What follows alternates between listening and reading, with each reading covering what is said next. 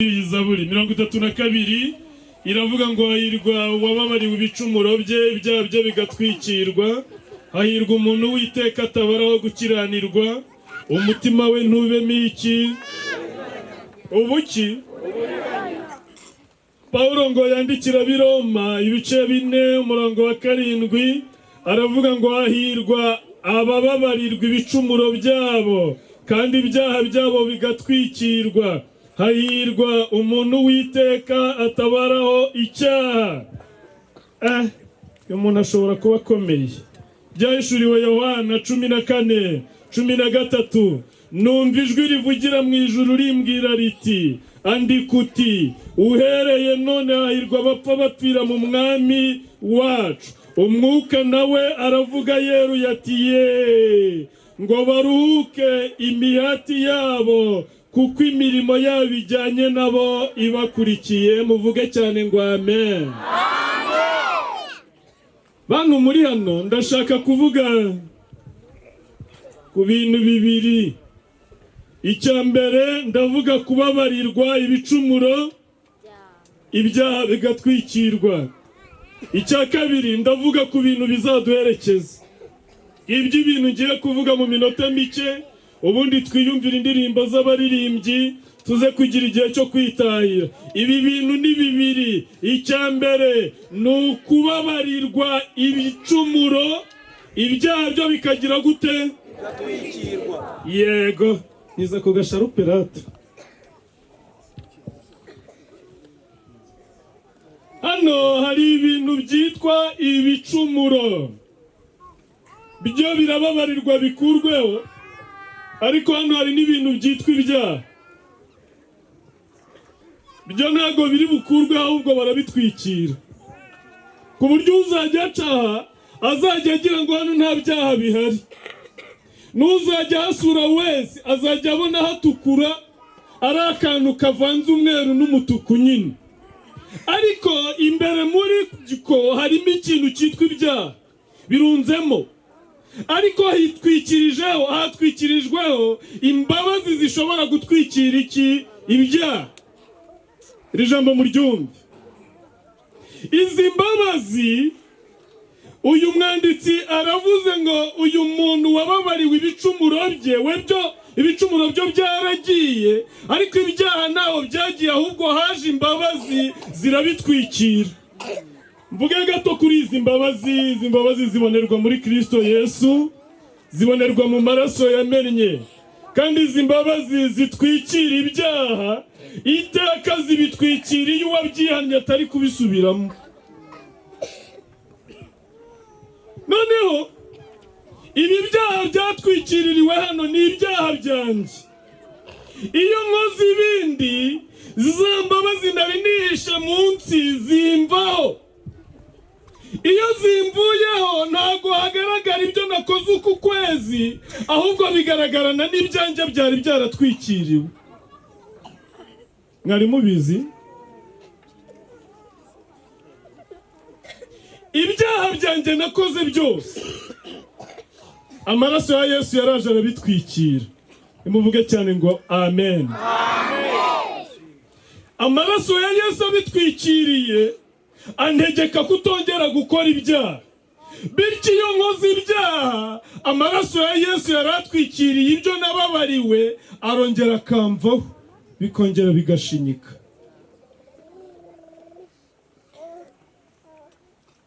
None ndaha ndi kwibaza ngo izi mbabazi umwanditsi wa Zaburi avuze, uwandikiye Abaroma akongera akavuga ko uyu muntu wababariwe ibicumuro bye, ibyaha bye bigatwikirwa, ari umunyamahirwe.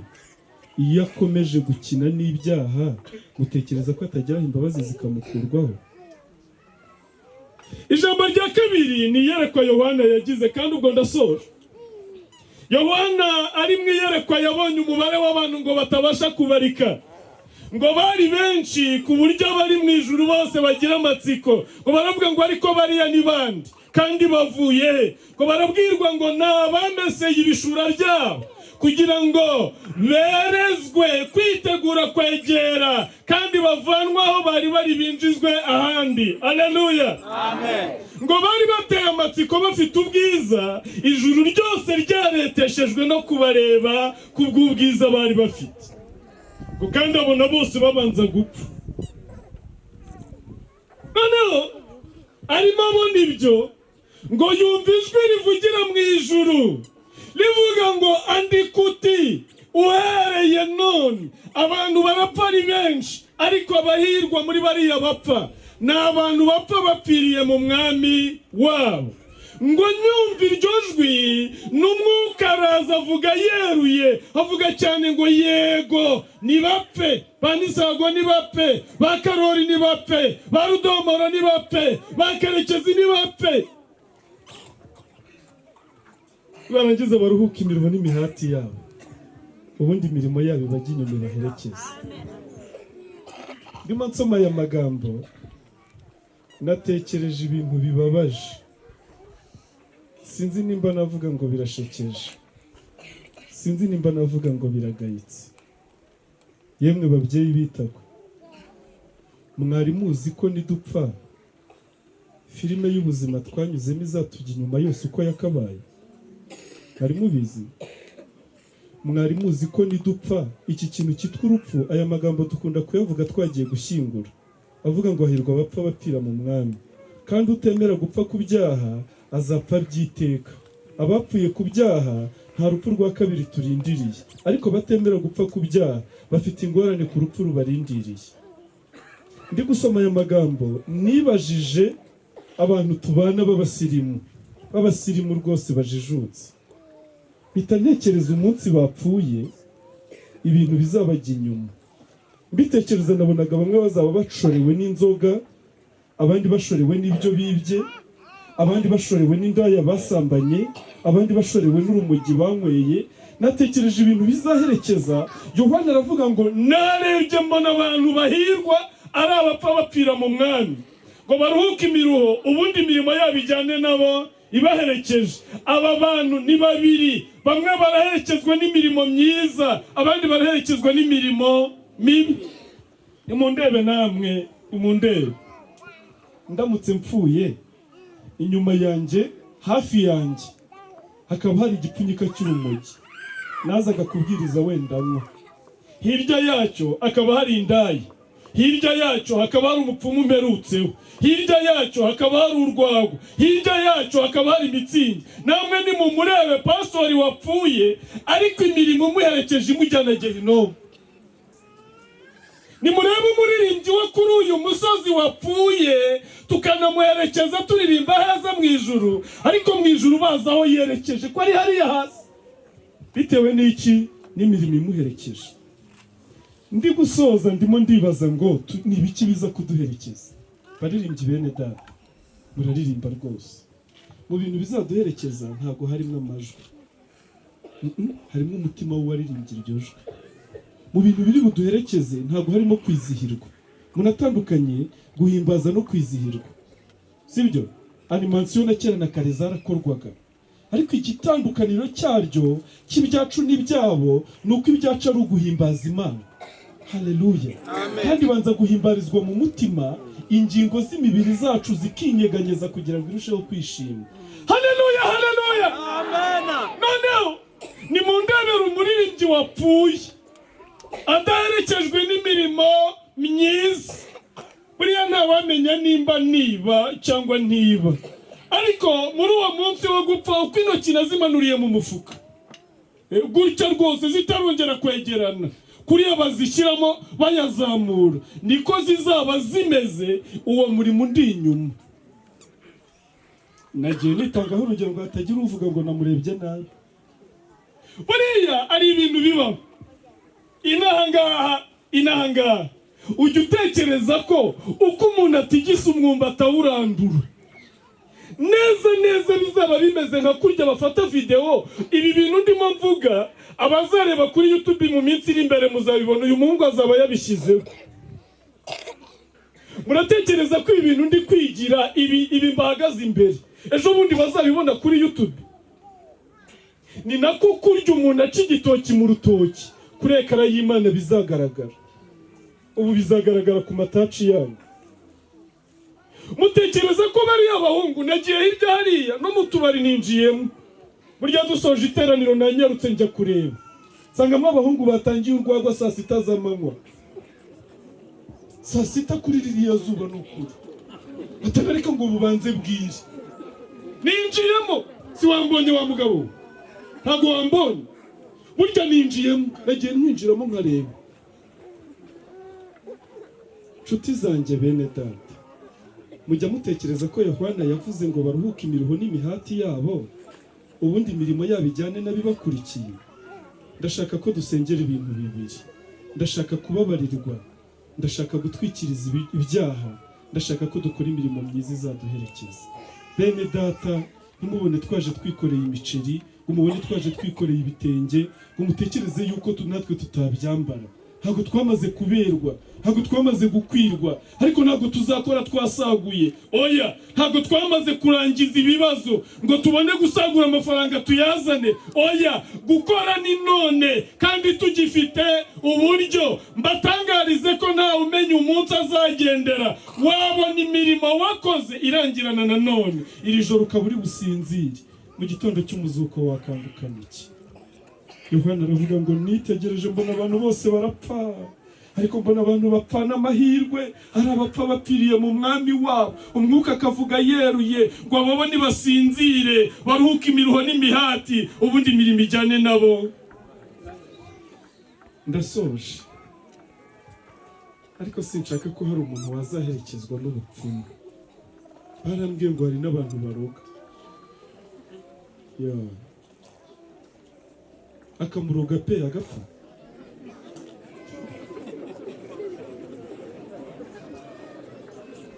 Nini habajya babikora?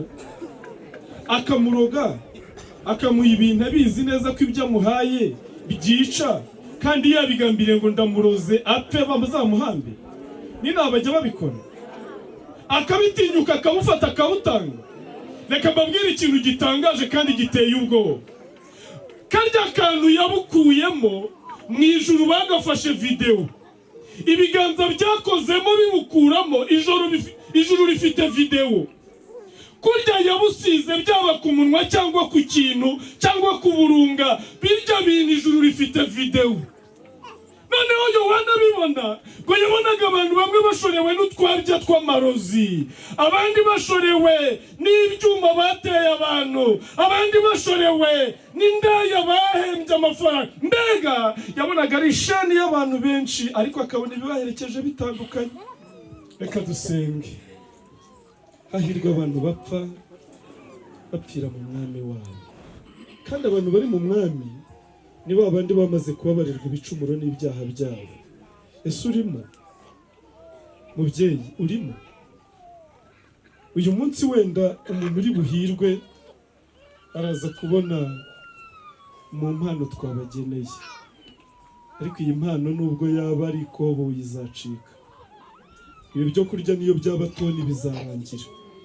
Nta kintu na kimwe kiri mu isi kitazagira iherezo. Ikitazagira iherezo nicyo twandikishije kuri data wa twese ari cy'ubugingo. Ndifuza ko tubasengera. Bantu bita kwe, bantu bakuru uyu musozi, mutekereza ko ibintu byanyu bizwi, mutekereza ko ibikorwa byose birya bintu mubamo, nabo twavanye i Kigali, birya bintu twirirwamo dukatakata. Kigali ho byarakomeye, barakwiba ukajya kuri ofisi runaka uti ni mundebere banyibiye Nyabugogo, bagasubiza inyuma. Zirya kamera mubona zihagaze muri Nyarugenge, muri Nyabugogo, ikintu cyose cyahabereye. Iyo ugize amatsiko ujya muri gare kuri polisi, kavuga uti ni murebe kuri kamera banyibiye haruguru ya Feruje, bagaturuna. Wajya kubona ukabona umuntu araje hariya yomboka akabagiza cyarabitwaye.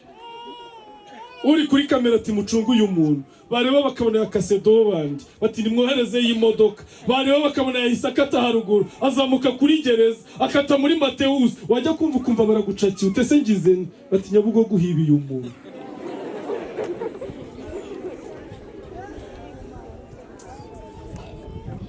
Niba abana b'abantu babasha kwesara kamera muri Kigali, ku buryo kugeza uyu munota ukora ikintu bakagukurikirana, wakwinjira iwawe mu cyumba kuryama batigaruka, ibintu ukoreye mu cyaha hafi twakurebaga. Bibereye ahantu mu cyumba runaka utabizi, ariko baba badukurikirana. Mutekereza ko Imana itestaye kamera zayo? Irazifite.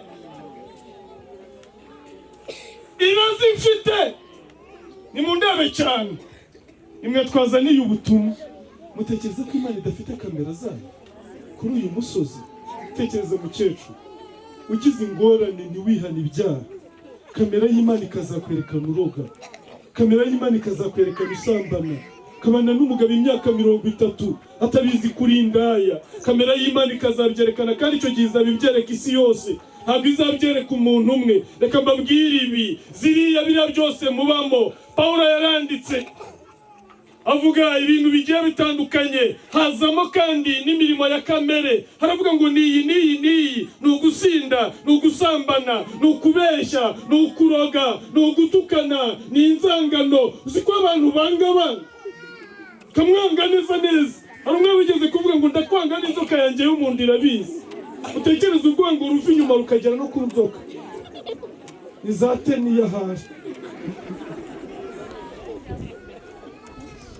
Uratekereza ko nitumurikwa imbere y'Imana, imirimo yacu tugiye inyuma iduherekeje? Nshuti zanjye basore, nshuti zanjye bakobwa, birya bintu bitazwi twibwira ngo muri abakobwa, mutari abakobwa, mutari n'abagore. Mutekereza ko harya byabereye hose kamera y'Imana itaroraga? Wenda umupasiteri abikubajije yaba ari wenyine. Reka twikuzeho kuzabibarizwa imbere y'Imana, twikuzeho kuzaprojeta kuri urya mu wabazapfa bapfira muri Kristo Yesu, bazaruhuka imiruho n'imihati yabo, imirimo yabo ikajyana nabo ibaherekeje. Ninde wumva twamusengera? Nasoje muri iyi mirimo itabonwa, muri iyi mirimo itagaragara, muri iyi mirimo bantu batazi. Ndi gushaka gukora ubushakashatsi ndiga, naribwiye ngo ngiye gukorera ubushakashatsi ku mupfumu. Navuga ngo ndagenda nigiza agasore ndebe ko imbaraga z'abapfumu zihari. Ndagenda njya hitwa Ibweramvura, nambaye agakoboyi kampambiriye n'agapira, genda mvuga ngo ngiye kuraguriza umukobwa. Ntagiye kuraguza, ariko umutima wambwiye ngo genda urebe ko abapfumu bakora. Wijyanye ngeze hafi y'urugo, kubitana n'umukecuru, arambwira ngo urajya wa mwana we. Ndaceceka. Arambwira ngo ijwi ry'Imana rirambwiye uzarwane na dayimoni yaguteye, ntuzarwane na dayimoni wishiriye. Arambwira ngo subirayo utahe. Ndakata ndataha. Hejuru mu mpinga hari hafi yo mu makawa, muturage utambaye inkweto, muturage mbona utaninyuka, ariko afite kamera. Ijisho ry'Imana ryari muri we, aranyitegereza, amenye iyo mva n'iyonge. Arambwira ngo subirayo. Mutekereza ko kamera y'Imana itabareba? Irabona.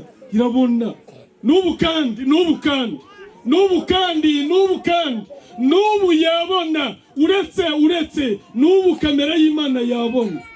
N'ubu yabona. Reka dusenge.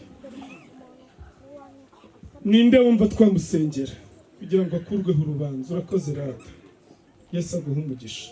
Ninde wumva yakizwa kamera y'Imana ikava ku migendereye mibi? Ngwino rwose. Yego, nimuze mubahinzi baze. Kamera y'Imana irabona itandukanye n'izi z'aba bahungu b'abanyamakuru. Oya, ziriya zo ziranajabuka, ziriya zo ziranataruka, ariko kamera y'Imana irabona. Kandi reka mbabwire, bizarangira mupfuye.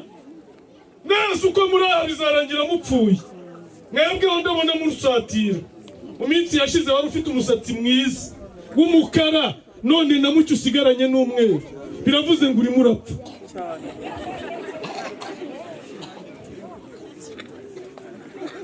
Mwebwe reka mbabwire, ndabareba nkabona mwese murimo mugenda murusatira, kandi murarusatirana ibyaha. Igihe cyo kubikira cyari none. ngwino tugusengere, ngwino tugusengere, ngwino tugusengere, ngwino ubabarirwe ibicumuro, ngwino utwikirize ibyaha by'amaraso ya Yesu. Ngwino winjire mu rugo rw'Imana, inyuma ni habi, ngwino winjire. Gupfa kuzapfa, ariko tuzaherekezwa n'iki? Ko abantu bose bapfa, ariko abahirwa n'abapfira mu mwami. Kandi mu mwami ntibajyamo nyuma yo gupfa, bajyamo bakiri bazima. Uyu munsi ukiri muzima niwo munsi wawe wo kujya muri Kristo Yesu. Yesu akavuga ngo nawe nupfa uzapfire muri nge, no kuzuka kwawe uzazukire kubaho kwiteka n'iteka.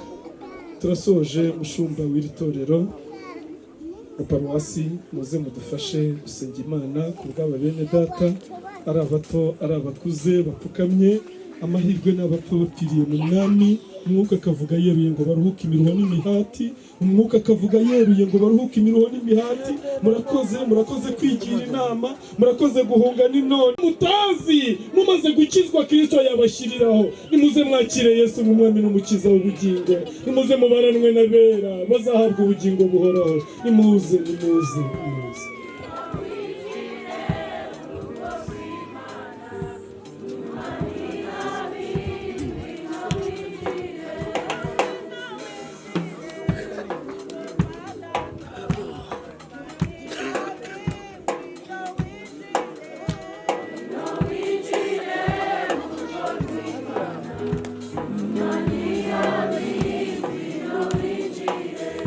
Dusenge, z'abakozi b'Imana, z'abaririmbyi bahaguruke bashe gusengera bene data bumvise ijambo ry'Imana kandi bakumva mu bari abanyamahirwe batari barimo. Kandi uko Imana bivuze, urupfu rusatiye buri muntu wese, ariko hahirwa abapfa bapfiriye mu mwami. Imana yaguha icyubahiro kuko mwebwe muhisemo neza. Reka tubasengere kugira ngo Imana ibashe kubakomeza kandi no kubabarira ibicumuro n'ibyaha byanyu. Imana ibahe umugisha. Mana data wa twese uri mu ijuru, Mana nziza, Mana ikiranuka muri byose, turagushimiye mwami Imana kuri mugoroba. Turaguhimbaje kuko uri Imana yacu, kandi uri Imana yaturemye, uri Imana idukunda, uri Imana itwitaho, uri Imana idatererana abantu bayo. Niyo mpamvu tugushimiye kuri uyu mugoroba mwami Imana yacu kubw'ubutumwa bwiza bumanukiye muri iki giterane, ubutumwa bw'ubwami bw'Imana bwa Kristo, ko abantu bawe bagomba kwihana ibyaha bakava mu mirimo mibi bagahinduka mwami Imana yacu, bagahinduka ubwoko, bagahinduka abana bawe, kugira ngo urya munsi uzahamagara amazina y'abera mwami Imana yacu, nabo bazaboneke mu mazina yabo mwami Imana bitabe. Turagushimiye rero, jambo ryawe riravuze ngo hahirwa abapfa bapfiriye mu mwami, kugira ngo imirimo yabo n'abigenda baherekeje. Natwe turagushimiye kuko mwami abangaba bamaze kwireba mwami Imana yacu, birebeye mu ijambo ryawe, basanga bafite imirimo idakwiriye kuzaberekeza kuri urya munsi, basanga bafite imirimo mibi mwami Imana yacu. Haleluya. Bemera gufata umwanzuro mwami Yesu Kristo, babyerekanisha gupfukama no guca bugufi, bababarira ibyaha byabo ibyo bagendeyemo mu minsi yose itambutse kugeza uyu munsi.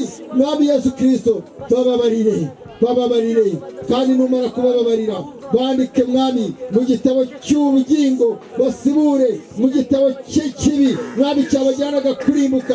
Mwami bandike mu gitabo cy'abeza mwami Imana yacu, bazarushe kuragwa ubwami bwawe, kugira ngo kiriya gihe niba amaherezo ry'ubuzima bwa buri muntu wese mwami, imirimo myiza bagiye gutangira gukora abiri izagenda ibaherekeje ibakurikiye, nawe bakire ubabwira iti nuko bagaragu beza nimuyinjire mu munezero wa shobuja. Turagushimiye kuri Imana igira neza, kandi kuri umugoroba imbabazi zawe uzimanire kuri ababyeyi n'abagabo n'abana batoya, ko bagiriye neza, ko babariye ibyaha byabo. Turagushimiye ko mwami Imana yacu umwuka wera akomeza gukora imirimo mu mitima yabo irenze kuri iyo twebwe twakora. Icyubahiro kibi cyabo Imana, turagushimiye ni mu izina rya Yesu Kristo umwami wacu, amen. Amashyi menshi. Hanyuma kuva kera kose iyi Imana yamaraga gukiza